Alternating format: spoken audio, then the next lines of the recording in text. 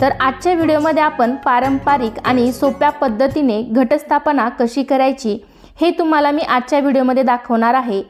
त्याचबरोबर घटस्थापनेबद्दल बरीच माहिती मी तुम्हाला आजच्या व्हिडिओमध्ये देणार आहे। तर घटस्थापनेच्या दिवशी म्हणजेच प्रतिपदेला सकाळी लवकर उठून स्नान करून स्वच्छ कपडे परिधान करावेत। घरातील रोजची देवपूजा करावी, नित्य कामे उरकून घ्यावीत, पूजेचे साहित्य सगळे जवळ घेऊन बसावे। पूजेला बसताना आपले तोंड पूर्वेकडे करून बसावे, दक्षिणेकडे तोंड करून बसू नये। पूजेला बसण्याआधी आपण आसन घ्यावं, त्या आसनावरती आणि सर्व पूजेच्या साहित्यावरती एका फुलाच्या किंवा दुर्वाच्या साहाय्याने स्वच्छ पाणी शिंपडून घ्यावे किंवा मग तुळशीपत्राच्या साहाय्याने पाणी शिंपडावे। त्यानंतर स्वतःच्या कपाळी गंध लावावा, हळदी कुंकू लावून घ्यावे।